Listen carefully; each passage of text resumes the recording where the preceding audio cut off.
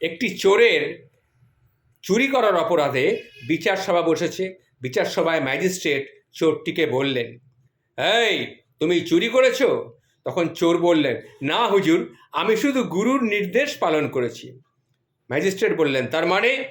তখন চোর বলছেন, গতকাল মাঝরাতে একটা গান ভেসে এলো, আজ জ্যোৎস্না রাতে সবাই গেছে বনে।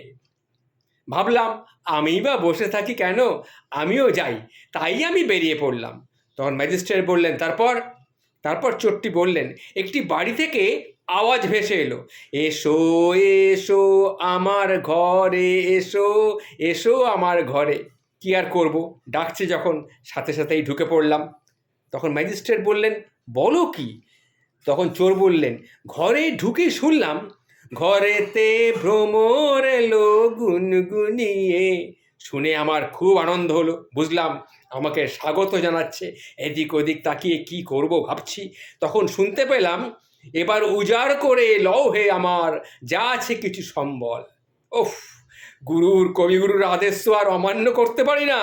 সব মালপত্র এক জায়গায় জড়ো করে বেঁধে ফেললাম। সঙ্গে সঙ্গে কানে ভেসে এলো, আজই দক্ষিণ দুয়ার খোলা।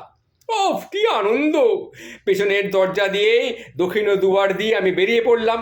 তখন বেরসিক পুলিশ এসে আমাকে ধরলো। আমি তাকে কতবার বোঝাবার চেষ্টা করলাম আমি চুরি করিনি, আমি শুধু রবীন্দ্রনাথ ঠাকুরের নির্দেশ পালন করেছি। ওরা বোধহয় রবীন্দ্রনাথের নামই শোনেনি, সোজা আপনার কাছে নিয়ে এসেছে।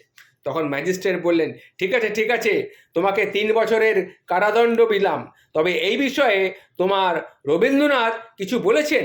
তখন চোর বলছেন, এ পথে আমি যে গেছি বারে বার, ভুলিনি তো একদিনও।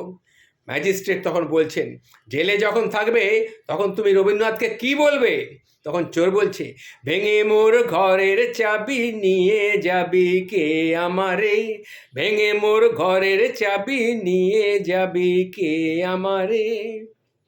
যদি আমার এই পোস্টটি আপনাদের ভালো লেগে থাকে তাহলে সবাইকে শেয়ার করে জানাবেন। নমস্কার।